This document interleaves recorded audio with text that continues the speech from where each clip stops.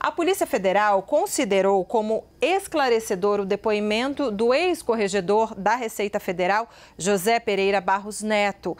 Ele foi ouvido hoje na condição de testemunha sobre o caso da chamada BIM paralela. A Gabriela Prado explica pra gente essa história.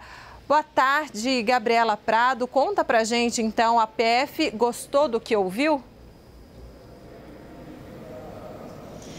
Pelo jeito sim, Débora. Boa tarde a você e a todos que nos acompanham. O José Pereira Barros Neto foi na condição de testemunha, como você colocou, e nessa condição ele se compromete a falar a verdade, ou seja, ele respondeu a todas as perguntas feitas pelos investigadores e o principal questionamento que os investigadores queriam saber do ex-corregedor da Receita Federal é se ele sofreu pressão política para interromper uma investigação sobre o relatório fiscal do atual senador Flávio Bolsonaro, do PL do Rio de Janeiro.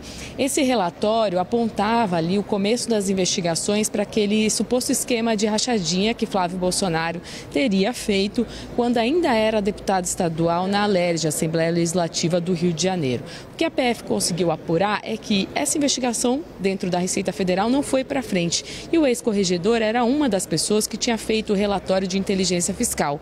Por isso, ele foi chamado como testemunha, aceitou esse convite para prestar esse depoimento. A princípio, esse depoimento seria inclusive por videoconferência, mas a própria defesa pediu para que fosse pessoalmente aqui em Brasília. Durou pouco mais de uma hora, começou por volta das 11 horas da manhã e a Polícia Federal disse que foi um depoimento esclarecedor até o momento. Lembrando que essa parte da apuração se conecta com aquele áudio que a PF encontrou nos equipamentos apreendidos com Alexandre Ramagem, atual deputado federal e candidato à Prefeitura do Rio de Janeiro. Esse áudio é de uma reunião que teria acontecido aqui no Palácio do Planalto com Jair Bolsonaro, Augusto Heleno e as advogadas de Flávio Bolsonaro, em que eles discutiam nessa reunião uma possibilidade, por exemplo, de entrar com um procedimento administrativo contra os servidores que fizeram essa investigação do relatório fiscal de Flávio Bolsonaro, alegando que seria uma manobra que não era permitida o que esses auditores fiscais